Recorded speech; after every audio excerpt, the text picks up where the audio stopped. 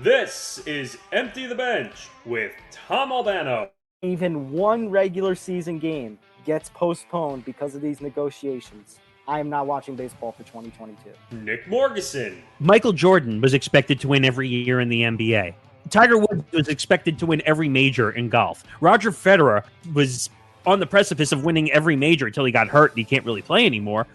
They were known as the GOATs of the sport. And Nick Federa. We will never see the likes of him again. I know it's a bold declaration, but I'm telling you, we can't. A, the league has changed too much, and B, he's just that good. Empty the Bench starts now.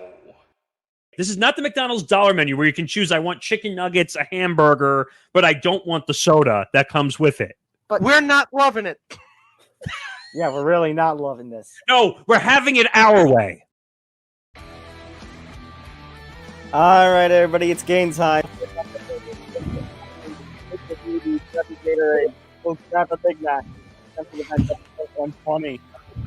No advertising.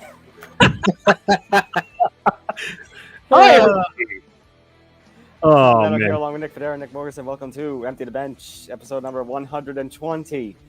This is going to be, gentlemen, this is actually going to be a historic show. You know why? This is the first time we're going to have a lot less viewers than normal, thanks to Spotify picking Joe Rogan over us. You know, I mean, if we could have just used a couple more racial slurs, I mean, maybe they would have come crawling back. You know what? I introduced a new sound effect to my list of sound effects, and I think this one describes Joe Rogan versus everybody. Did we just become best friends? Yep. Joe Rogan and Spotify talking to one another, yeah. We got a lot we got to get through today. First of all, we'll talk about Brian Flores. Then we'll break away from all the big Brian Flores drama in the NFL. Talk about some breaking news going on with the MLB MLBPA negotiations. One that's not a good sign for baseball in 2022.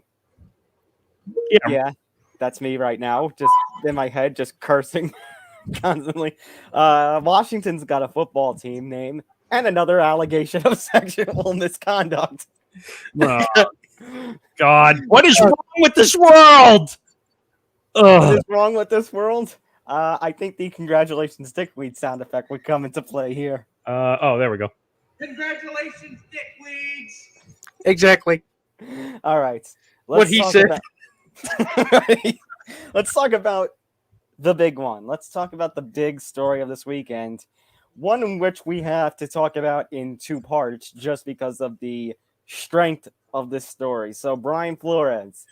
Now, do you remember Brian Flores was in the running for the head coach position of a couple of teams, the Giants included, before the hirings of Brian DeBall. The Jaguars actually just hired Doug Peterson. I don't know why they would hire Doug Peterson.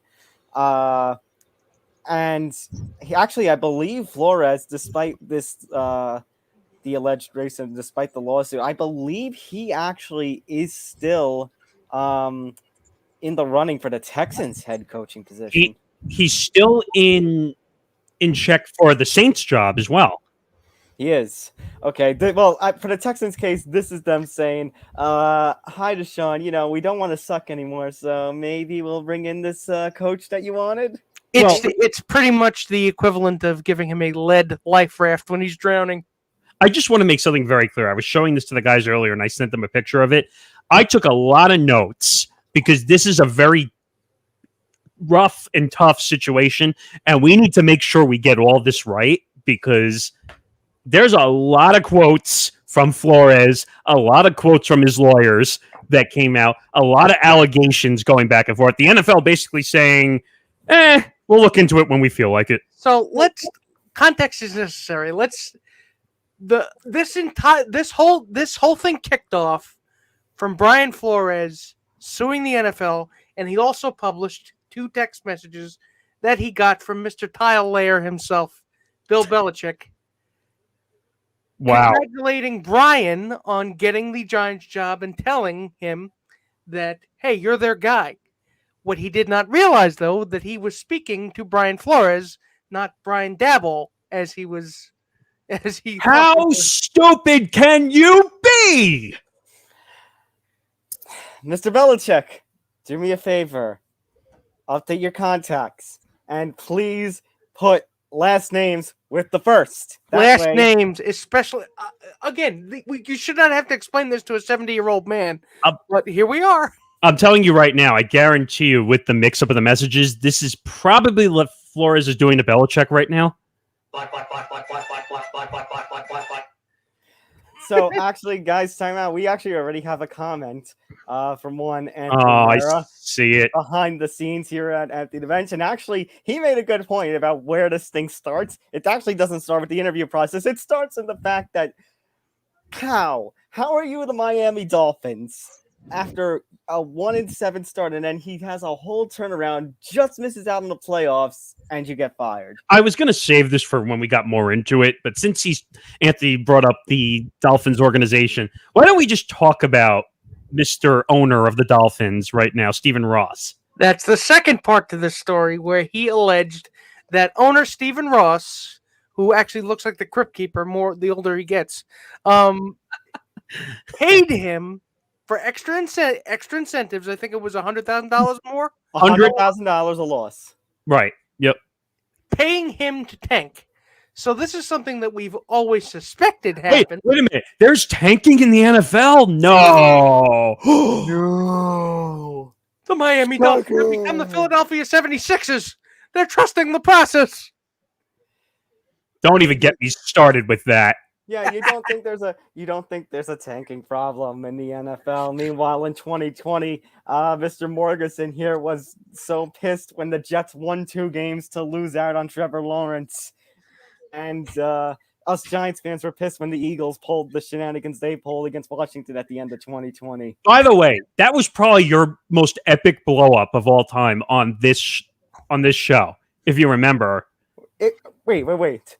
Is it my best moment? Yeah. Is it my best moment though, or is my Jerry impersonation from a couple of? Oh well, that was the funniest. They are neck and neck. That was the funniest moment of all time. I'm talking about the most epic blow up you had of all time. Well, you can't even tank correctly. Yes, Well, that was the best. I mean, but just to clarify this situation, yeah, Nick, it was 100,000 a loss. And Stephen Ross, there's a whole host of issues, one including, which most people are not saying in the story, he reportedly owns a gambling business. That's the other thing. And this is how I think the whole racism allegations provides a very convenient smokescreen for the NFL. And by that, I mean they love paying lip service to the idea of ending systemic racism in the sport of the NFL. It's just lip service, though. This allows them to put out all the token statements they want, make all the token gestures that they want, but they're ultimately hollow, and they're just trying to distract you from the fact that, hey, they paid a guy to tank. I was gonna say, I want to be careful how I word this. I want to be careful, but this lawsuit that Brian Flores has, I honestly don't think it's going to get anywhere because we've seen this time and time again in sports. Not that Brian Flores is wrong. He's not wrong. Not the first time we've seen it in the NFL. Even just we're 5-6 years removed from the Colin Kaepernick situation. Well, it's a situation where you're dealing with a race problem in the NFL, and I said this to the guys, and it might come out a little wrong, but you'll get the point I'm making. The Rooney Rule is unfortunately the token black guy rule. Oh, I wasn't going to go in that direction. But that's what it is. Unfortunately, and Flores, and I have the quotes here from Flores. What he means by that is what you mean by that, I think, is that they don't actually have to hire anybody who is a person of color. All they have to do is just sit them down. They can all say all they have to do is just sit them down. And it's like, okay, we tried, we interviewed. The requirement is to interview. It's not to hire. It's to interview and sit them down and then go to a list with a check and check the box and say, oh, we satisfied the Rooney Rule. Well, I would say, we'll get onto that in a second. I'll get onto that for a second. The direction I was going to go was, but I kind of think where Nick Federa was going in that basically, yeah, this is an important issue, but the fact that we have this at the forefront is kind of distracting to what I think is going to be the what should be the real damage to the NFL of, hey, we're paying to tank. So so everything we're presenting, we have these relationships with DraftKings and FanDuel, and we're encouraging, gambling in our sports, but the sport isn't even honest at that point. If That's what I said. More to lose. It's Right. not an honest bet. Gamblers, ordinary people like us who do sports bet, whether for fun or to try to make it big, should be placing lawsuits. Guys, do you remember the Rams Saints NFC Championship game a few years ago with that The flag. the flag Yeah. for the pass interference? And like one of those companies, I forget which one, paid back all the money. I think it was DraftKings. Yeah. DraftKings, yeah.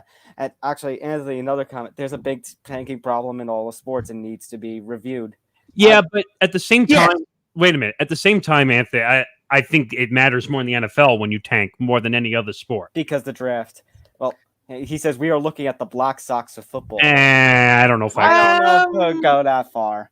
Anthony, I think Anthony's more of a baseball fan than other sports. Two gentlemen, we talked about this when the Giants thing happened. We talked about the Jets with the 2020. 2 words: draft lottery. That'll solve all this. That would solve all this, but in terms of, they don't have the will, nor do they have the not the means. They possess the means, but they don't. Then They Nick, don't have the will to do it. They don't want to do it.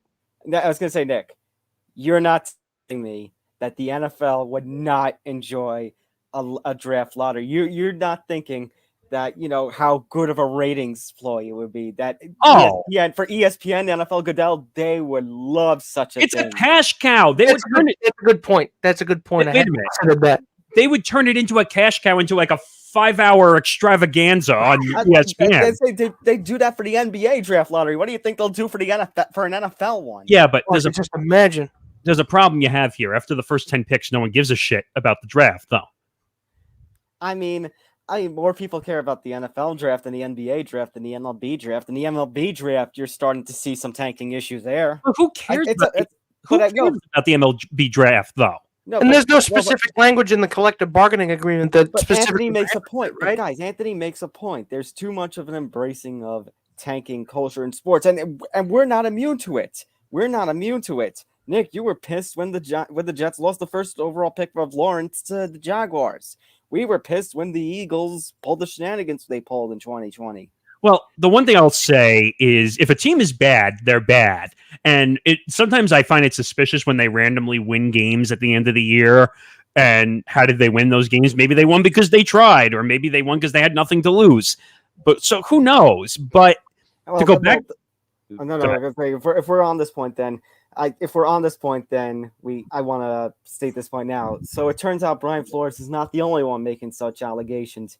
Hue Jackson. Now, this is a big name. You know why? Because this is the head coach of the Browns team in the 2016 and 2017 seasons, who went a combined 1-31. That includes an 0-16 season. well, alleging that he got paid a lot more for the losses than we think. that's when I questioned. I said it to both of you. I'm like, wait a minute. Was he really just that bad? Or did Jimmy Haslam, the owner of the Browns, finally say, my team stinks, I better just pay off my coach to win, to lose, allegedly, so that I can get higher picks? Which, by the way, is not really the fault of Hue Jackson. I mean, he's doing what he was told to do. And if you remember that Browns team in 2017, there were a couple. I'd say they weren't great, but there were a couple of games where they could have won. That's kind of like what the Lions were in this season. It's a problem. This whole situation is a problem. One, because if Stephen Ross owns a gambling company like a DraftKings or a FanDuel, one, he's probably illegally affecting the betting lines for whatever company he owns, which is taking money out of people's pockets in some ways. And two, he's bribing his own coach. And the sad part is, like Nick said, that I think the NFL and Goodell and something would love a draft lottery, but I think based on this allegation we hear, I can already hear the owners complaining, and they're not going to want such a thing. It's a tough situation, and like I said, I had to take notes just to understand what Flores said in these interviews. Actually, another comment here from it. Tanking leads to great rebuilds and drafting, but allows a team to gather enough rookies to spend low and pocket money. But who cares? Yeah, but the fans are the ones who suffer, and it's their money you want, right? Especially in New York, as Yankee fans, when the team went through what we call a rebuild, which really was not, the tickets were still the same prices. They were New York prices, regardless of the team being in rebuild mode. We don't want to see rebuilds. If you're in destructive mode and you have to rebuild, that's one thing. But it sucks. But, yes, it does suck. But I want to go through some of these quotes though that Flores said. I guess. No, I was trying to think of the way to word this, but it goes to something that I said actually weeks ago, guys. That we're talking about all the money that gets spread around. What owners do, they just put it in their pocket. They don't put it towards their team. Even though they're rich fucking billionaires that have more money than we'll ever see in our entire lives. And how many times have I said that? How many times have I said that? But let's get to some of the Flores quotes. Yeah, let's talk about this. Let's talk about this angle. So Brian Flores went on CBS Mornings, which is the national news network show for CBS, and there's quite a few things that stood out to me. So one, he said, quote, "It's hard to speak out, but this is bigger than football. This is bigger than coaching." So his whole angle is, it's not just because I want to coach. It's not because I'm trying to change the game. I'm trying to make a movement to make things better again. Exactly. And it's something incredibly noble of Brian Flores to do that, especially knowing he's putting his ass on the chopping block for this. Not necessarily He already has. Block, but he's exposing himself to the same kind of not blackmail, blackballing that happened to Colin Kaepernick. And he shouldn't be. He's not going to be, because, again, he told too many truths, and they're not going to like him for that. Yeah, but I think the difference between Kaepernick and Flores, Kaepernick opened his mouth 1,000,000 times more than Flores did.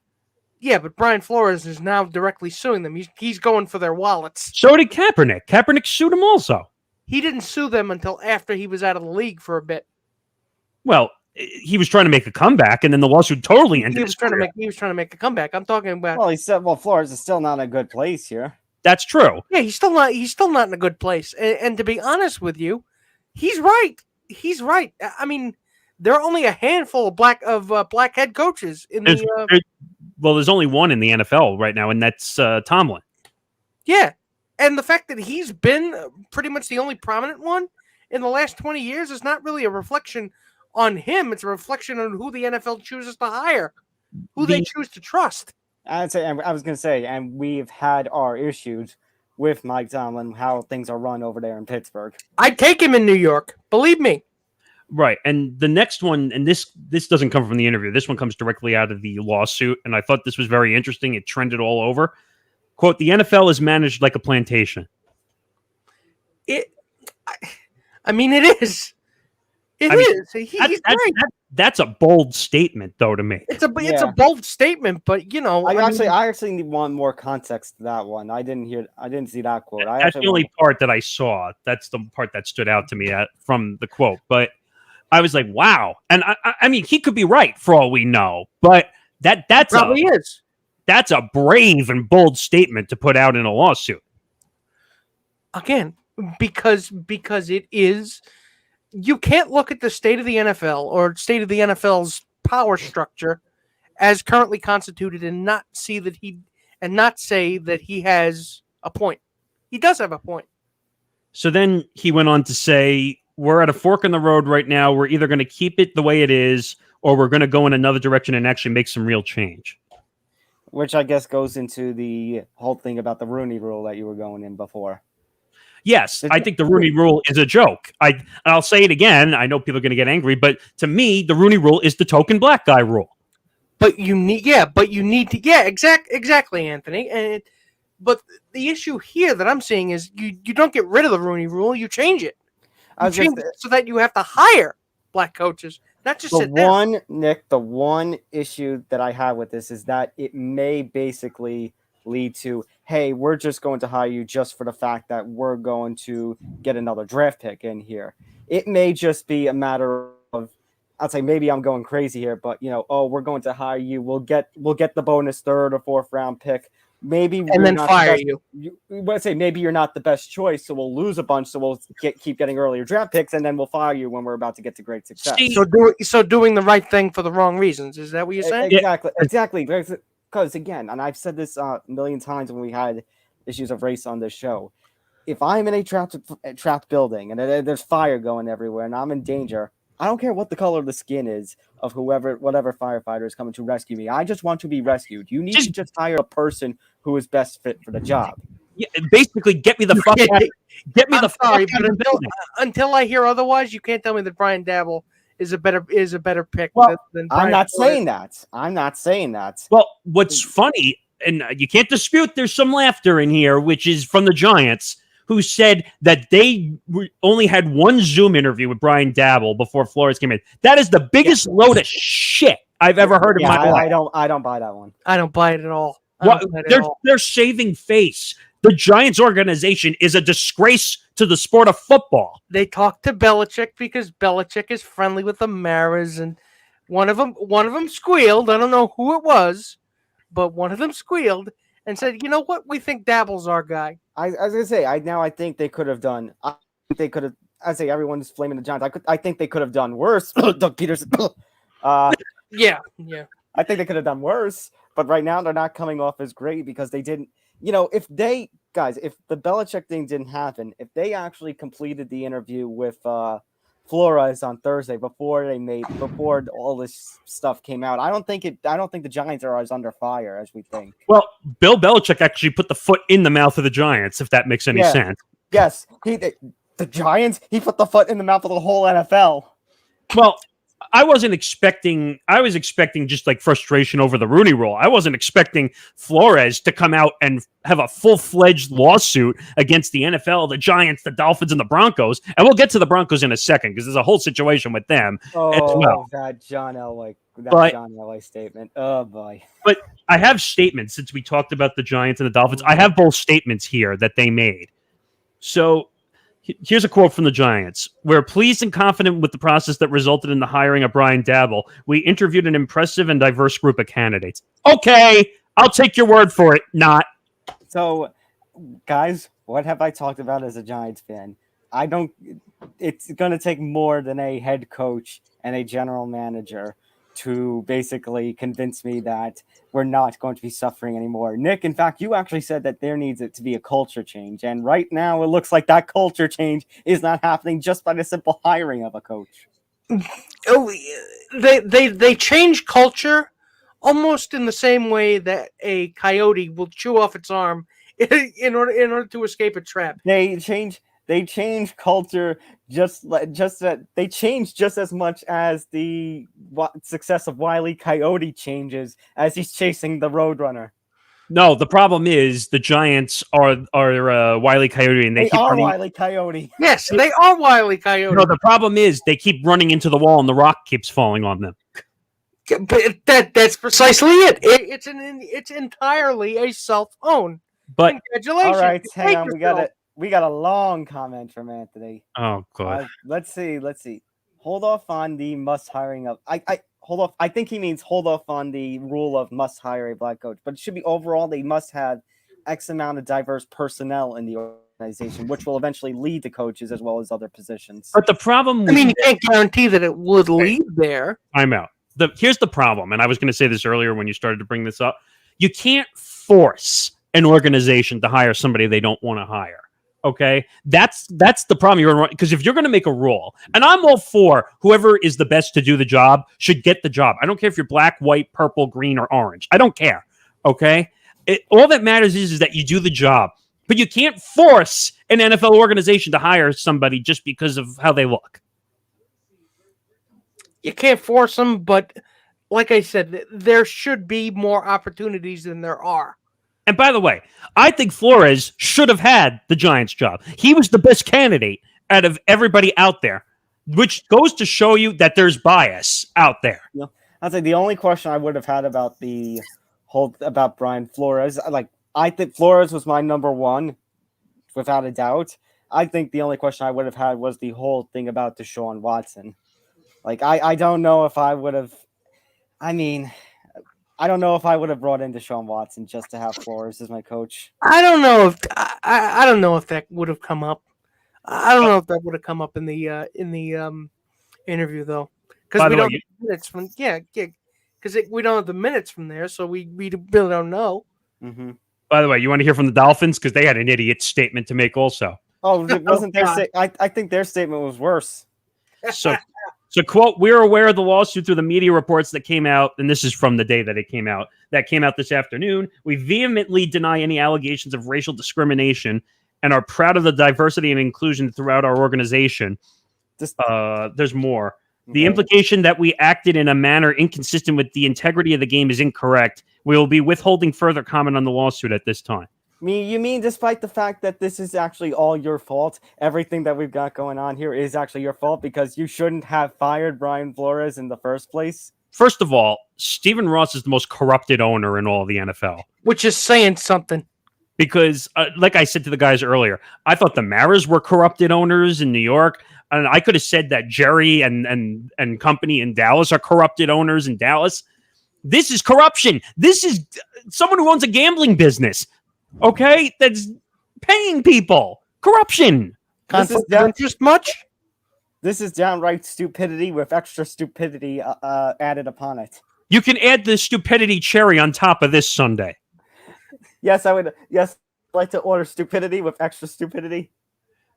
I mean, what do we do here? It's the Dolphin special. Yeah. Hey, wait a minute! You forgot my moron fries. I mean, I was going to say Stephen Ross has got to go. Stephen Ross has got to go, and if Jimmy Haslam did this too, he's got to go also. And the Maras. Well, the Maras for multiple reasons. Well, we don't have all day to get into that. You're talking more about from a football standpoint. Oh, I'm talking about from multiple standpoints. But if any owner's engaged in bribing, they got to go. They got to go. Especially Stephen Ross with the gambling. He's got to go. Exactly. All right.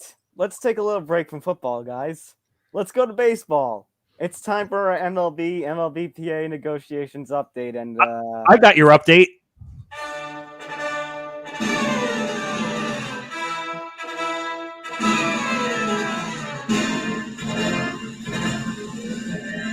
Can I be honest? This should just be the theme song for this episode. Because the NFL is a circus, and the MLB negotiations are a circus as well. Empty the Bench now takes a trip to the circus that is the Major League Baseball.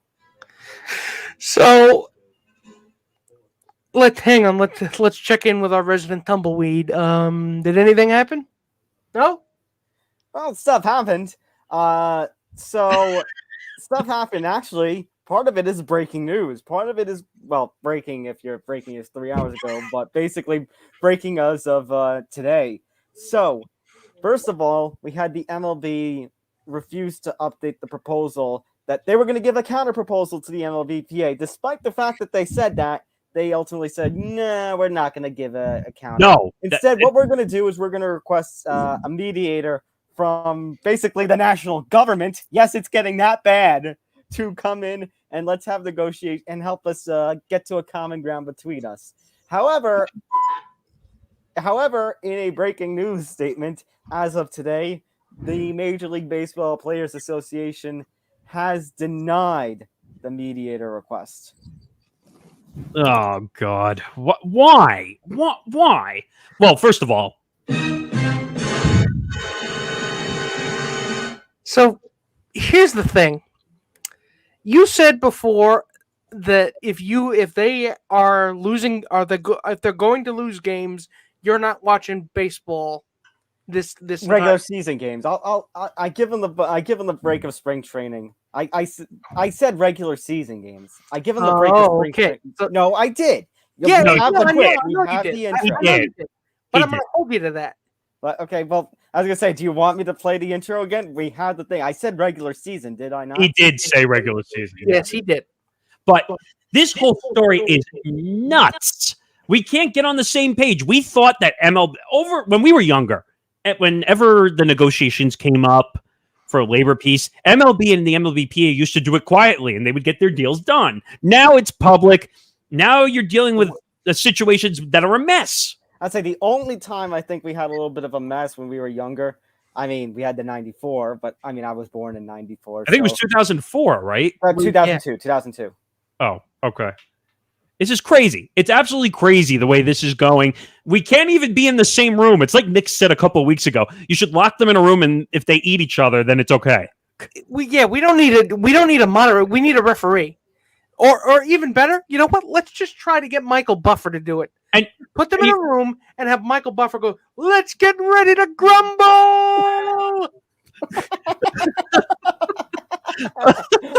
I was going to say, though, that they kind of egg each other on, because with MLB refusing to update the proposal, MLBPA was just going to be a baby and fight back and take revenge on MLB. So if MLB is going to act like a baby, MLBPA is going to act like a baby. They're babies made for each other. So I thought we were actually making a little headway. I thought we were actually going to be making progress on this kind of on these negotiations, and it seemed that way come the middle of last month. But now that they are requesting somebody from national government to essentially oversee things, and MLBPA has said no, well, that's a whole step backwards. And actually, I have an ESPN story right here on the breaking story, and guess who it's by, gentlemen? It's by a friend of ours. Oh, is it Jesse Rogers? Jesse Rogers. So, while MLB continues to insist that federal mediation is the best route to, quote, break the deadlock, the MLBPA on Friday rejected MLB's request for a mediator to negotiate the parties for a new CBA. Statement from the MLBPA. 2 months after implementing their lockout, and just 2 days after committing to players that a counter proposal would be made, the owners refused to make a counter and instead requested mediation.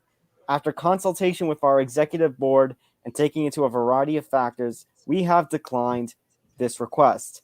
MLB also making a statement. Our goal is to have players on the field and fans in the ballparks for spring training and opening day. With camp scheduled to open in less than 2 weeks, it is time to get immediate assistance from the Federal Mediation and Conciliation Service to help us work through the differences and break the deadlock. It is clear the most productive path forward would be the involvement of an impartial third party to help bridge gaps and facilitate an agreement. It is hard to understand why a party that wants to make an agreement would reject mediation from the federal agency specifically tasked with resolving these disputes, including many successes in professional sports. MLB remains committed to offering solutions at the table and reaching a fair agreement for both sides. In other words, both sides are just going blah, blah, blah, blah, blah, blah, blah, blah. I mean, blah. This whole thing is crazy. And by the way, it kind of reminds me of this again. Did we just become best friends? Yep. No, we just become worst enemies. Yep. I mean, this is like out of a horrible Superman villain movie. Like it's like a reverse Parent Trap. So they're saying they want spring training to start on time. Well, considering it's February 5th and February 12th and the 14th is usually around the time of pitchers and catcher reports for spring training. Yeah, I don't think that's going to happen. Considering we know how clocks and calendars work. Hold on 1 second. Seriously, a federal mediator is a PR move, knowing whoever proposes it, the other will deny it. Of course. Exactly. That's D for duh. Like, see, even he thinks you're a jerk, and then the other people, see, even he thinks you're a jerk. I mean, what? Thank you for stating the obvious, Anthony. We're talking about a situation where the two sides are a bunch of babies that can't figure out the business of playing a children's sport. Congratulations and welcome to Major League Baseball. It's just, it's like two competing cages of monkeys just throwing shit at each other. I'll go one better. Congratulations, dickweeds. So what he said. So did you guys actually also, considering that, see the statement from Max Scherzer? Oh, on Twitter? He's a dumbass. He said, I want to bring it up.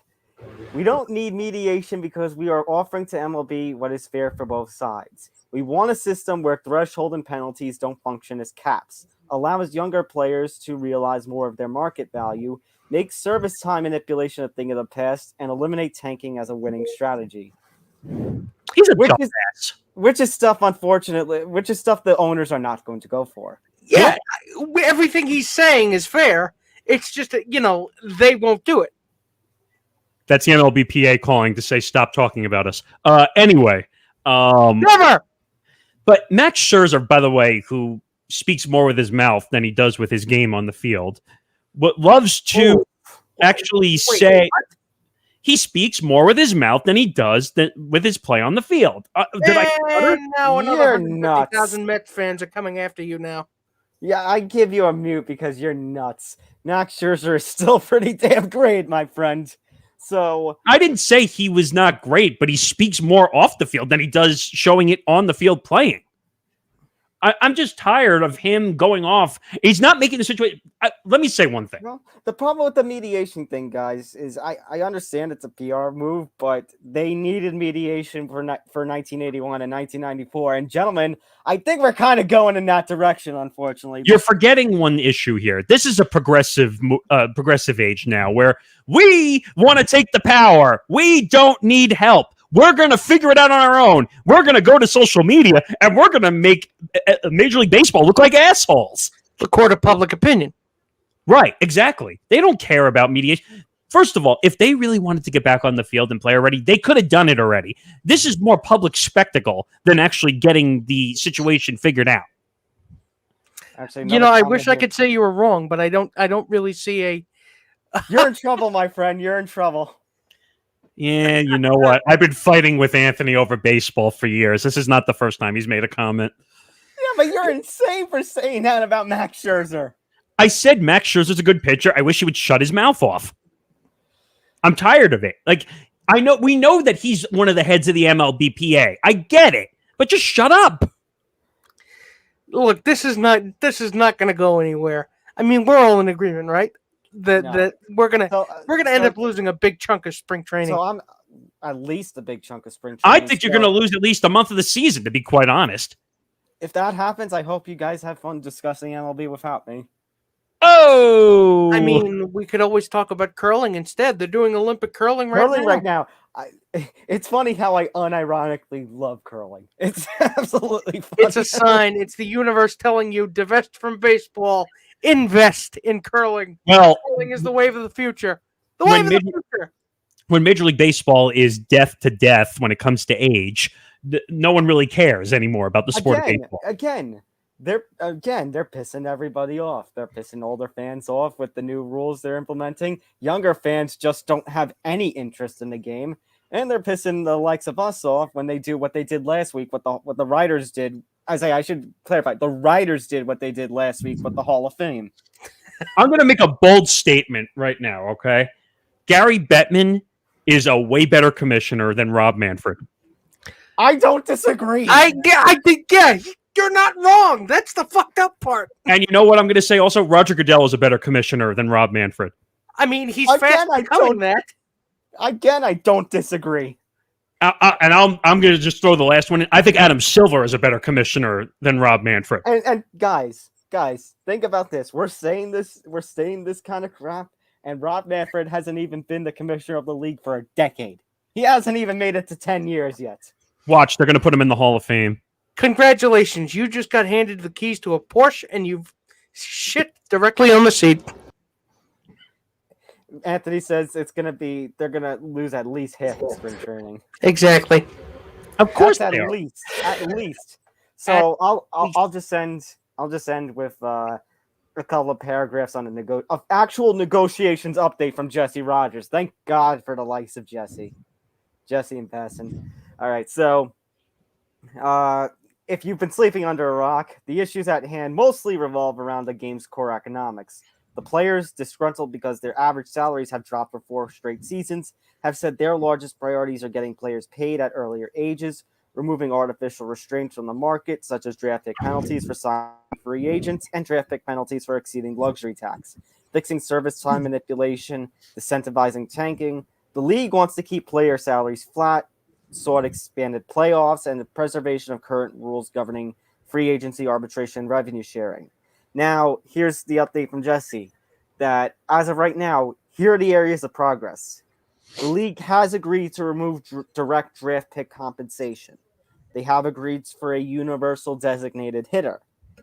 They have agreed they will expand the postseason, but it will be to the union's request of just 12 teams rather than the league's 14 teams. Oh, good. So I don't have to see teams that are under 500 in the playoffs, like the Marlins. Okay, good.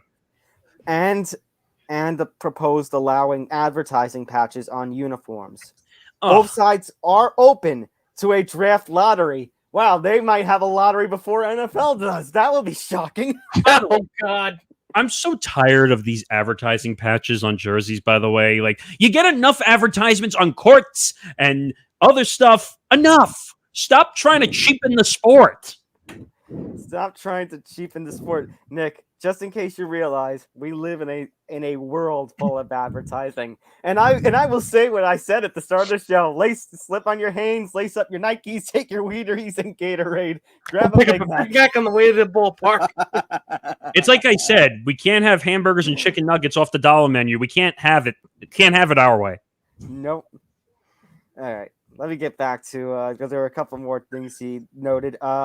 Both sides are open to a draft lottery. MLB proposes non-playoff teams will be eligible for the top 3 picks. The union countered that with the top 8 picks being part of the system. So progress there, but not full. MLB has agreed to consider a bonus pool for non-arbitration eligible players that would be $10 million. The union, in its latest proposal Tuesday, countered at $100 million, down $5 million from its previous offer. What they're talking about is what I told you guys a couple of weeks ago that the likes of Heyman were talking about. Basically, somebody like a Vlad Guerrero Jr., who is ineligible for arbitration right now.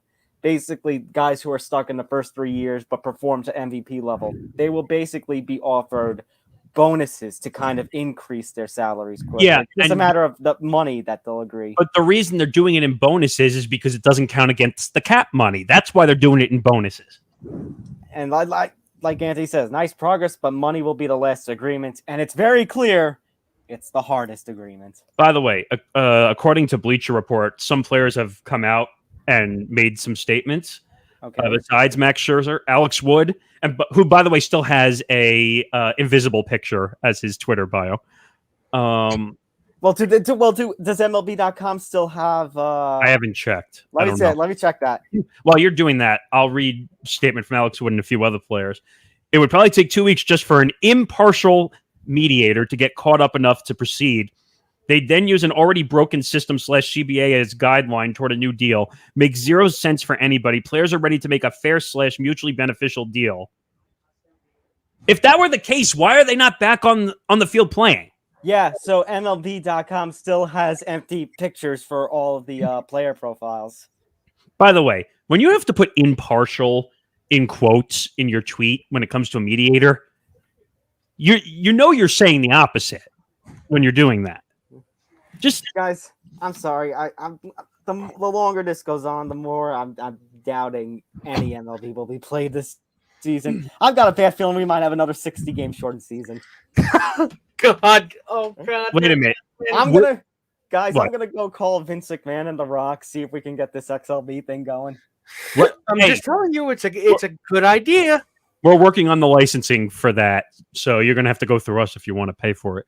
But I want to talk about a few others that are here. Whit Merrifield.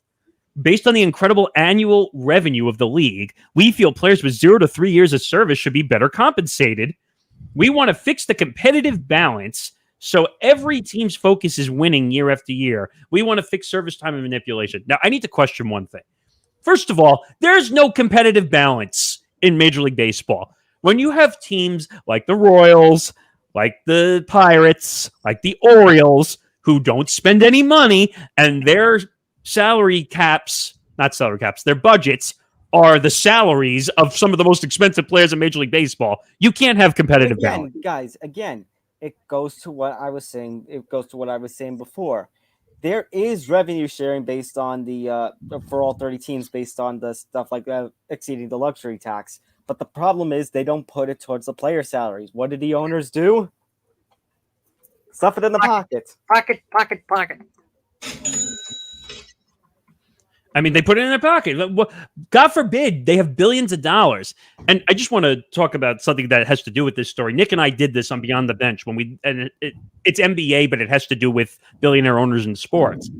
Mark Cuban opened up a pharmacy of all things, to help people. So just because you're a billionaire doesn't mean you have a black heart and it doesn't freeze over. And it doesn't mean that you don't do anything to help people. Yeah, but somebody tell them that. I'm saying NBA owners are actually, and this is going to sound ridiculous, NBA owners are actually more generous than MLB owners.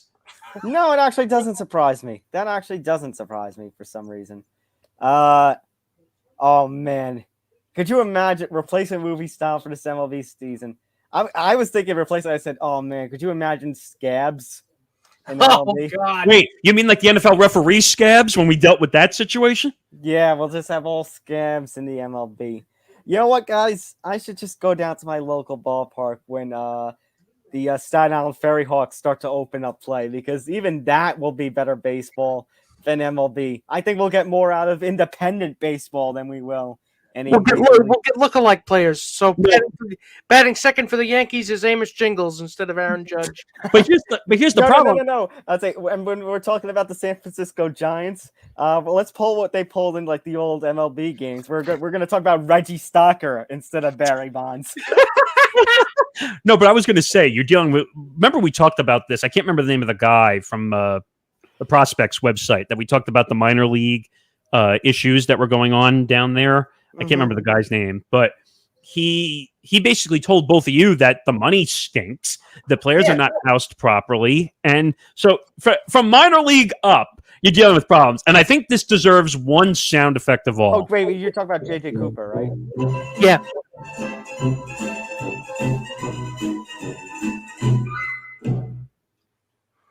All right.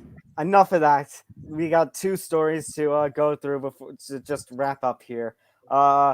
Gentlemen, the Washington football team has finally figured out a name. It is time. They will no longer be the Redskins. They will no longer be the Washington football team. No. Drum roll, please. They are now officially the Washington Commanders. Well, so there's good news and there's bad news. Wait a minute. I was going to say that's kind of ironic if you think about the name, considering the allegations that they're under. Exactly. So, guys, I do have to say, I hate the name, but these uniforms. Hang on, let me bring it up here. These uniforms, though, they're actually not bad. The red ones, the red ones are not bad. By the way, I like the black ones. I like the black. The problem is people were saying the black one looks like a Steelers uniform. It does. It kind of does. Well, I mean, I guess I don't think too much of it because there is that red outline. You only think of the black and gold. I can see it from the black and gold standpoint, but at least you do have the red outline to. I guess at least you have the W on top of the helmet. And the W, yeah. But this whole situation, talk about taking command of a situation, no pun intended. But this whole situation. When I read it to the guys, another allegation, another woman came out. Apparently, she went out to a dinner with Dan Snyder just to was told to put her hand on his thigh. Which is par for the course for old Daniel. Because why is he still around? Yeah, why? Do we still need him? He's like the vestigial organ of NFL owners. I would word that a lot different. I would word that a lot different considering the circumstances at hand. Well, oh, wow. But I found out apparently in reports that the NFL is basically saying that he can reject any situation now going forward. Anthony says, I don't know how to feel about that team name. Really should be Senators or something political to represent these. Well, considering, they're red and gold and they're the Commanders, you got to call them the commies for short. Oh. So wait a minute. Would their fan base be known as the Comrades? Yeah, the Comrades. Oh man, guys, I wish I could do something. I wish they would do something like I would do in an ESPN NFL 2K5. Just completely rebrand them and call them like the DC Destroyers or something. Something completely out of the Washington. You know what? They should call them the Spiders. outside of the political spectrum. I would rather go outside the political spectrum. And The Admirals were right there. The Red Tails were right there. The Red Wolves were right there. Exactly.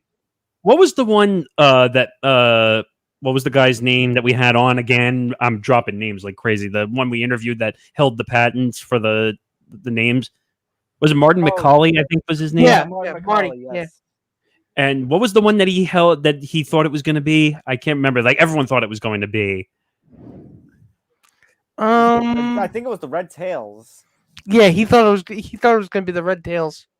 And it was funny though because he held all the patents to all the names essentially, and none of them were the ones that he had. Yeah. There were the Red Tails, the Red Wolves, the Red Hogs. I mean, way to take command of a situation, Daniel Snyder. I mean, Oh God. Can we just get rid of him? Like, is it because he's got all this money and because he owns media outlets? Apparently, he owns the ESPN affiliate out in Washington, and I think he owns some newspapers. He's gonna be the next Jeff Bezos. Oh, don't say that. Don't compare Jeff Bezos and Dan Snyder. Please do not do that. That was more sarcasm, not really comparing.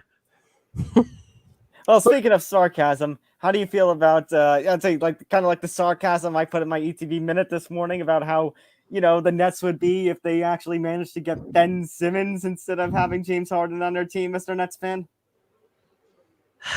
You had to go there. Yeah. You had to go there. You want to ruffle up the hornet's nest now. He just likes ruffling your feathers. I do. But to be quite honest, and you probably didn't expect me to make this next statement I'm about to make. Don't say it. Don't say it. What am I going to say? You would rather take Ben Simmons over James Harden right now. Believe it or not, I think Ben Simmons, without all the headache, is a better player than James Harden. But you think the headache's going to disappear in New York? No. First of all, if he's going to come with the baggage, I don't want him at all. If that was my point. That was the point of my sarcasm this minute. No, I got it. Trust me. I listened to it, and I quote tweeted that when it came out. Trust me.